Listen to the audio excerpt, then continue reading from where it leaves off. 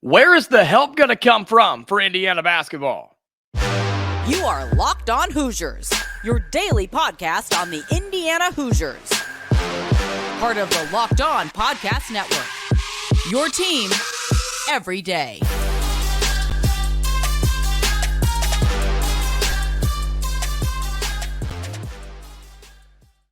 What's going on, everybody? This is the Locked On Hoosiers podcast. I'm your host, Jacob Goins. I appreciate you making Locked On Hoosiers your first listen each and every day. Part of the Locked On Podcast Network, which is your team every day. Today's episode is brought to you by LinkedIn. These days, every new potential hire can feel like a high-stakes wager for your small business. That's why LinkedIn Jobs helps find the right people for your team faster and for free. Post your job for free at linkedin.com/lockedoncollege. Terms and conditions apply. Where is the help going to come from for Indiana basketball after we've seen two games and the Hoosiers are 2-0?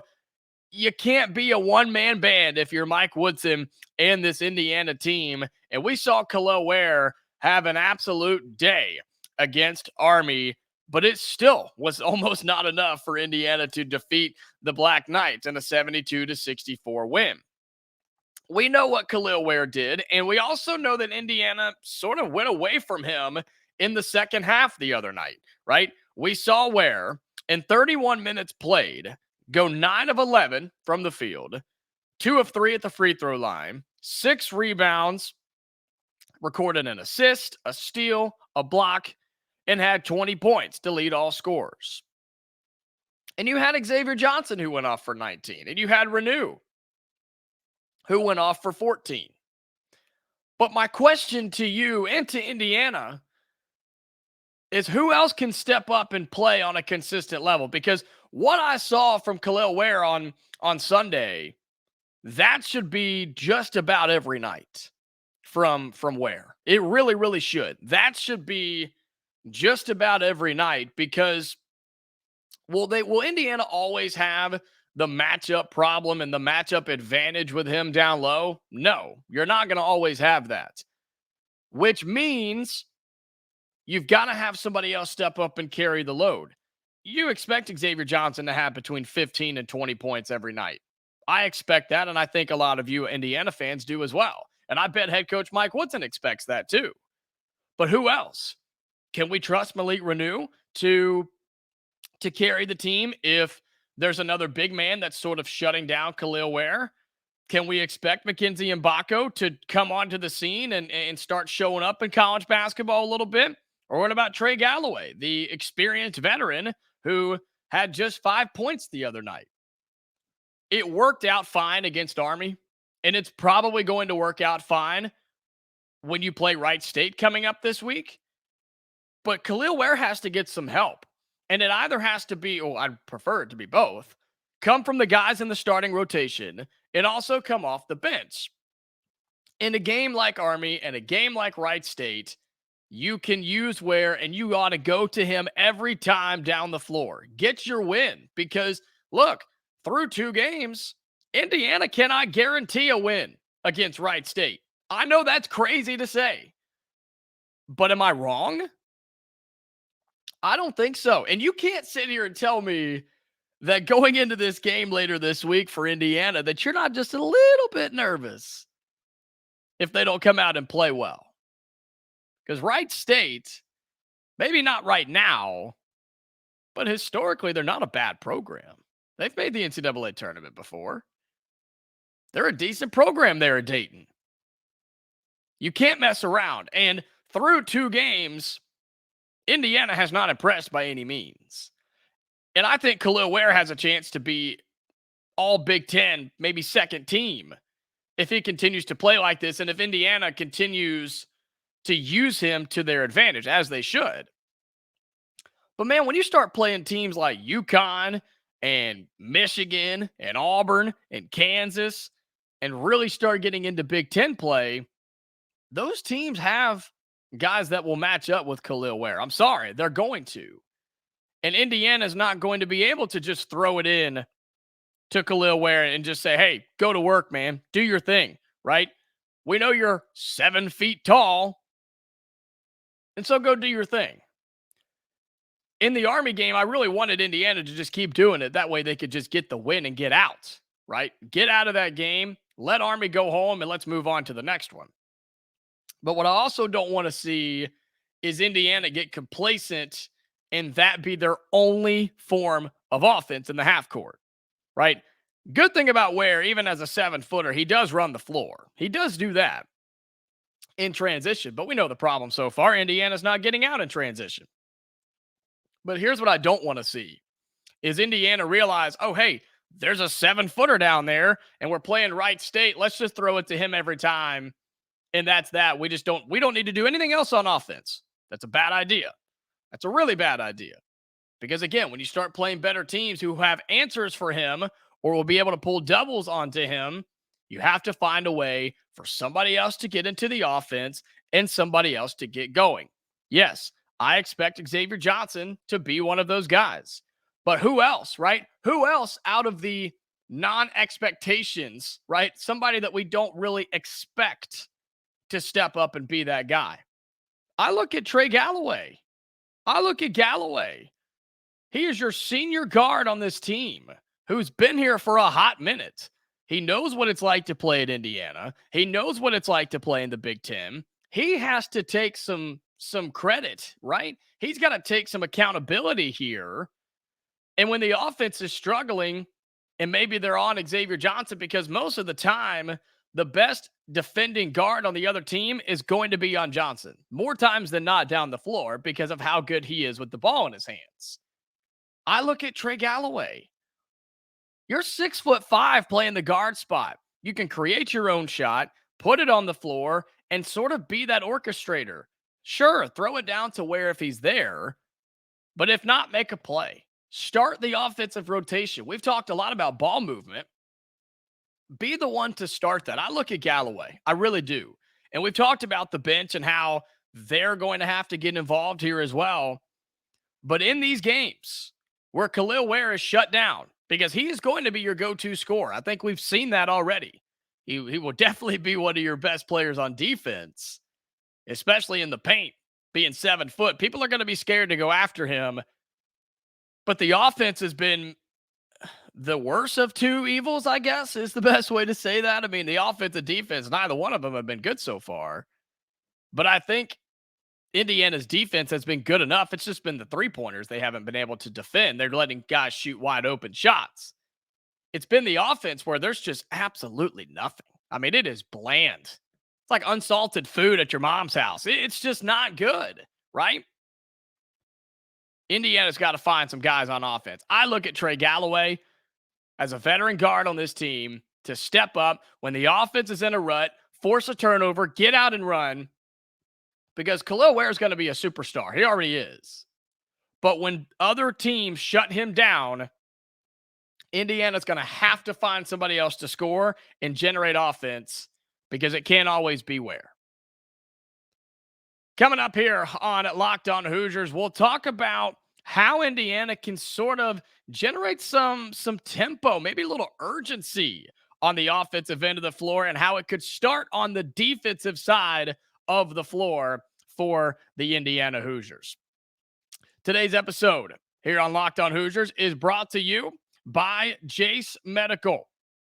We spend a lot of time together, you and I. We get fired up on wins and losses, on who starts and sits, and hey, who's going to score the basketball. I'm thankful for the connection that you and I have. And today, I want our chat to be a little bit more personal. I just learned that you can get a 1-year supply of ED medications. You realize what that means? Bring it on extended travel, onto a next natural disaster if we have one, or supply chain issues as well. You're covered, my friend. You don't have to worry about whether or not you can refill generics for Cialis, Viagra, or Revatio prescriptions. And this is possible because of our friends at Jase Medical. Go online right now at Jase Medical, that's JASE medical.com, to receive your 12-month supply on your daily medication. Remember to use promo code LOCKEDON at checkout for a discount as well.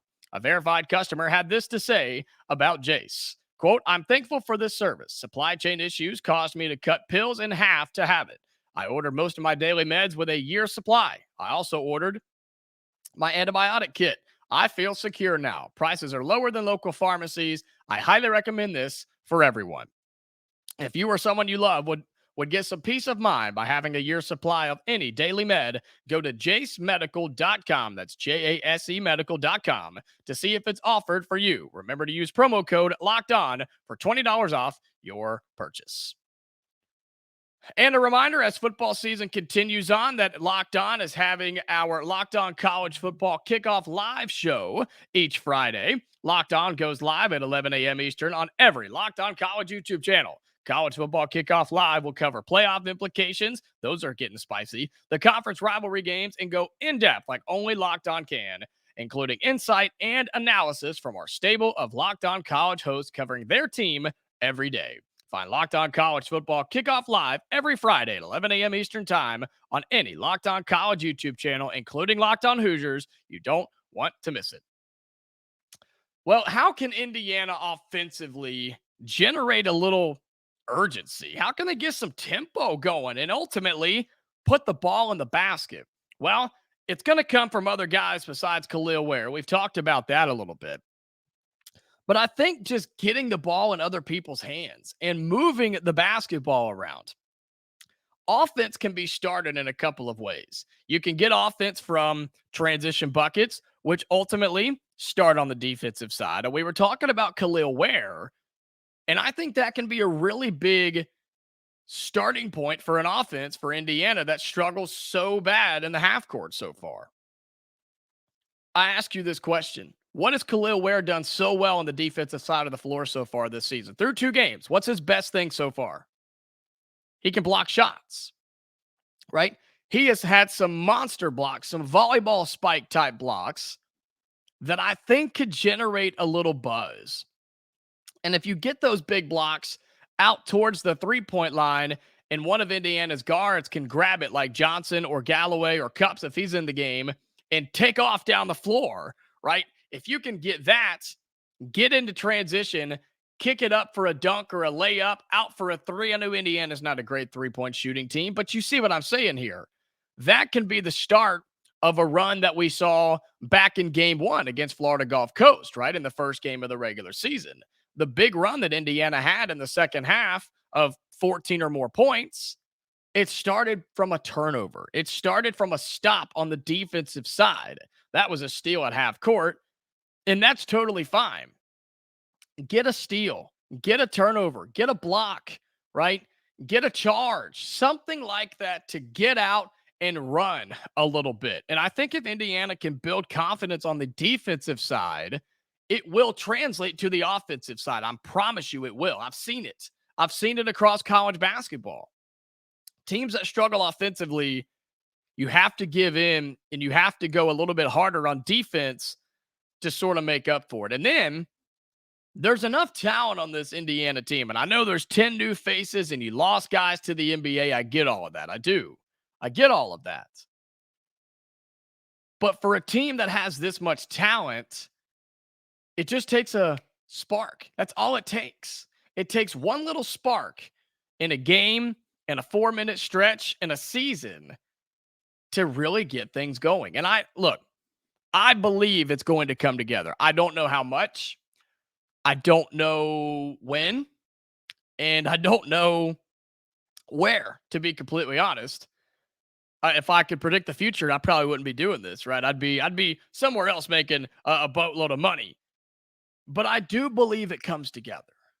But I do think it's going to start on the defensive end of the floor. And that gets us back to talking about defending the 3.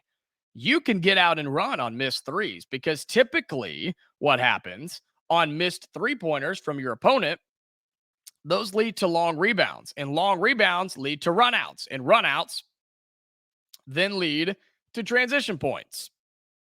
And that's how it all begins. You can use a guy like Kel'el Ware off a block. You can use your guards to get steals. And once you get that first transition bucket, I want to see Indiana go into some full court press, right?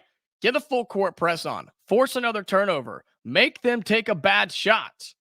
And then when you come back down, you've got a little confidence. If you're at home there at Assembly Hall, you can get the crowd into it a little bit, right? All of those things give you some confidence. And then As soon as that first shot goes down, whether it be a three from the corner from Gabe Cupps, or whether it be an alley-oop dunk from Xavier Johnson to Mackenzie Mgbako, or whether he steps up and hits a shot, because I think that kid can play, he just hasn't really shown it all that much yet, right? Once those things start to happen, this team is too talented not to make shots and not to get buckets. Now, I will say this. The offensive game plan and play calling hasn't been good by any means.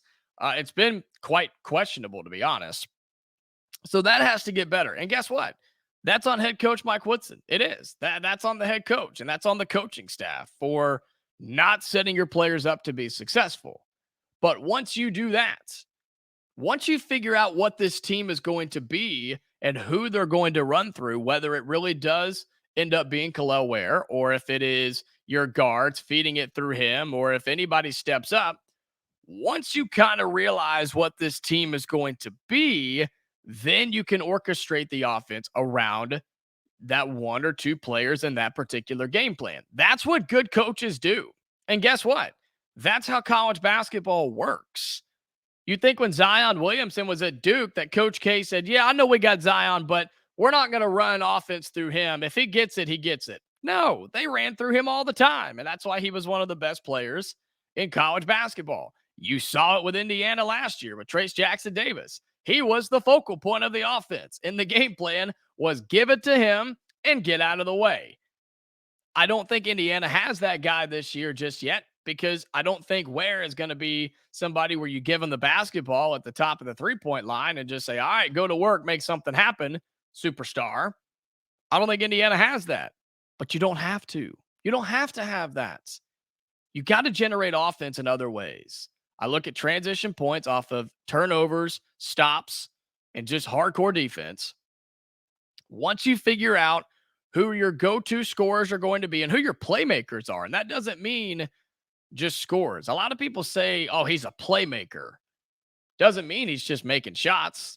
Playmakers are passing the ball and setting hard screens and those back cuts that we've talked about previously on the show. Find out who your playmakers are and build an offense around them. And it may take a little bit for Indiana to truly find out who that is. Luckily, you have one more easier opponent with Wright State to figure that out before you have to go and play UConn. And it's going to be tough over the weekend. It is. It's going to be tough. Let's just be real. But that's what the non-conference is for. And if Indiana can figure those things out, that's how you can generate a little tempo and a little urgency. Indiana's got to play with some urgency and some fight and some care on the offensive side, because I think they are defensively. They're just not making the right rotations, and I don't think they're playing the right set. But on offense, there just seems to be a carefree, nonchalant, just we're here type of thing on offense, and that's not going to get it done in this conference. We'll start looking ahead for Indiana basketball as they have Wright State this week, UConn over the weekend, and Big Ten games are right around the corner. We'll talk about that coming up in just a second. Today's episode of Locked On Hoosiers is brought to you by LinkedIn. These days, every new potential hire can feel like a high-stakes wager for your small business. You want to be 100% that you have access to the best qualified candidates available. That's why you have to check out LinkedIn Jobs. LinkedIn Jobs helps you find the right people for your team faster and for free. I know the company that I work at, we've used LinkedIn multiple times to find people to fill positions and fill positions pretty quickly. And it's absolutely the way to go. You can literally do it in like 4 steps. It takes 5 minutes. Anybody can do it. LinkedIn Jobs is the place to go if you're looking to fill a spot, or if you're looking to maybe be the one to fill the spot on LinkedIn Jobs. And, you know, when you're looking for that team member, you want to make sure you add the right one. And with LinkedIn, you can see all of their qualifications, all of their attributes, everything that they have, and see if they really are the right one for you and your small business. It's why small businesses rate LinkedIn Jobs #1 in delivering quality hires versus leading competitors. LinkedIn Jobs helps you find the qualified candidates you want to talk to faster. Post your job for free at linkedin.com/lockedoncollege. That's linkedin.com/lockedoncollege to post your job for free. Terms and conditions apply. Well, we start looking ahead for Indiana basketball as we have a couple of games coming up for the Hoosiers that could be some interesting ones. And I said this earlier, this game on Thursday against Wright State is no pushover. Okay, it's not. And especially with how Indiana has played early on, you cannot overlook this team. And I don't think Wright State is all that great. They gave up 105 points in their first game of the season. And they're going to have another game under their belt by the time they play. So they'll have 2 games played like Indiana. And you are at home if you're the Hoosiers, which I don't know how much that says right now since you're not really playing well. You can't really take advantage of Assembly Hall. But I think Indiana can play a lot better. But man, you got to find a way to get a little bit of a rhythm. And wouldn't it be nice for Indiana to just not stress in this game, right? Don't let the Raiders come to town and make this a 40-minute basketball game like we've seen Indiana play in both of their games to start this season. That's not what this is for. This game is not to stress and not to worry about, oh my gosh, we've got to tighten up in the last 4 minutes or we're going to lose, right? Indiana's got to find a way to just have a little fun, take a breather, go out and beat a team like you're supposed to when you play Wright State on Thursday. But as you look down this schedule, it's really hard not to look to what's coming up this weekend with number 5 UConn. And it's going to be a game where, look, it's going to be tough. And even if Indiana was playing well through their first 2 games and even through their first 3 games with the Wright State game as well, even if they were playing good basketball, I'd still be worried. I mean, I think that's common knowledge and common sense to be worried about the number 5 team in the country and a team that Mike Woodson said is the best team in the country. I think it's very, very normal to be concerned because that's a really good UConn team, man. And it's going to be on ESPN. The whole country is going to be watching it in the Empire Classic. And I don't think the expectation is for Indiana to win by any means, but you would like to see them compete. That is where you're going to find out where exactly this Indiana team stands just 4 and 5 games into the season. Like, you're going to have a pretty good idea of where this Indiana team is and what they have to fix, because a team like UConn, unlike Florida Gulf Coast, Army, and possibly Wright State, if you make mistakes, UConn will 100% make you pay. Whereas those other teams, they made you pay 30 to 40% of the time, right? They beat you on those things sometimes, not UConn. They're going to take you every single time that you mess up and make a mistake. That's why they're national champs, right? That's why they've won more national titles in the last 25 years than any other college basketball program on the men's side. I know that's crazy, but it's true. So Indiana has to be able to get up and play a good game in that. And I don't think the Hoosiers will overlook Wright State and look ahead to UConn. I don't think that's the case, because as big of a game as that is, 2 of the biggest programs in college basketball history, as big as that game is, in the grand scheme of things, it doesn't really matter. Sure, it's a huge resume builder if Indiana wins, and if Indiana gets better throughout the year and becomes a tournament team, it's a resume building win for the Huskies as well.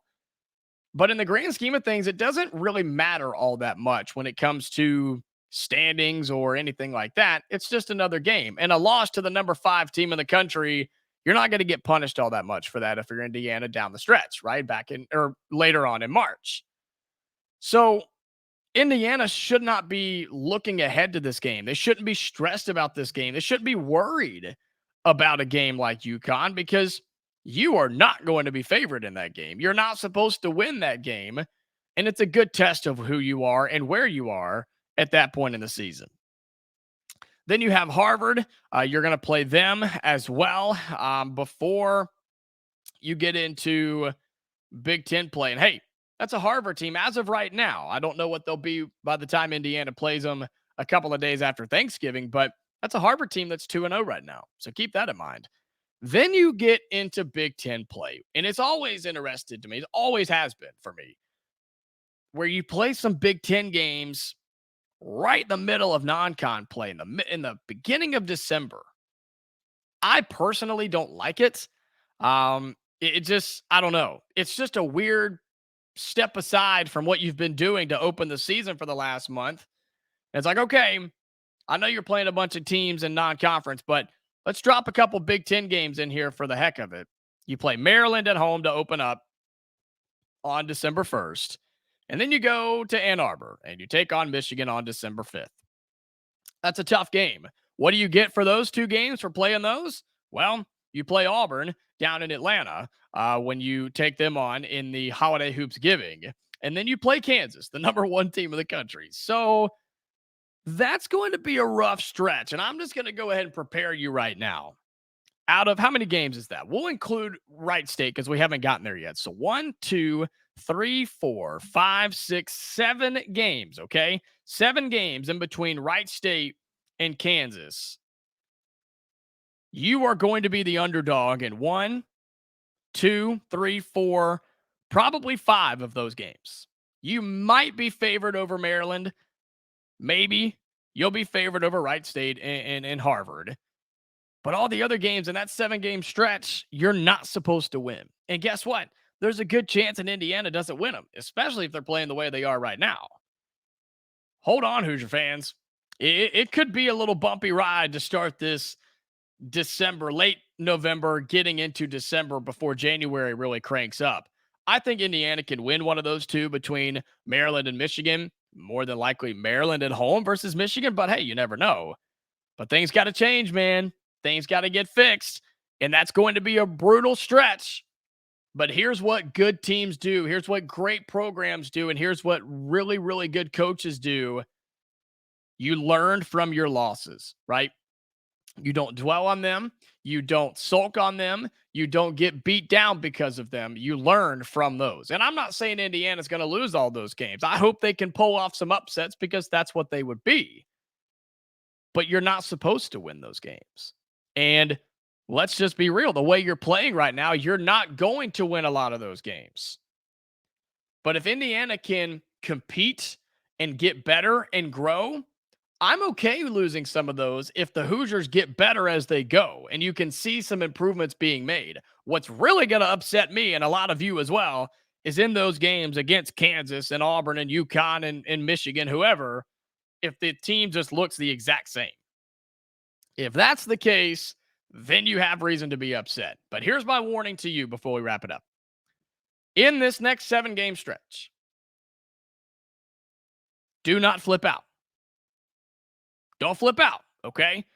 It may be a bumpy ride for a minute. We are looking for the team to get better. We're looking for the team to improve. We're looking for growing and growth in this Indiana team that does have 10 new faces this season.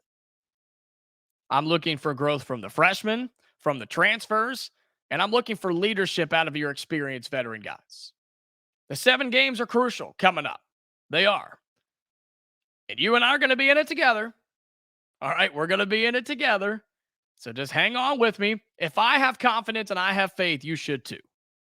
So just stick with this team and this program over what could be a bumpy next 7 games for the Indiana Hoosiers. That's going to do it for today's episode of Locked On Hoosiers. I appreciate you making Locked On Hoosiers your first listen each and every day. I'm having a lot of fun with this. I hope you are as well. And we've got some games coming up. Of course, Wright State on Thursday, UConn over the weekend. So be sure that you are liking and subscribing if you're on YouTube. It helps us out tremendously. If you're on any podcasting platform, be sure you subscribe there as well. Turn on your notifications so you know each and every time that we post a new episode. And be sure you follow the show on Twitter at Locked On Hoosiers. You can follow me on Twitter as well at Goins2Jacob. And until next time, Hoosier fans, stay safe, and I'll talk to you.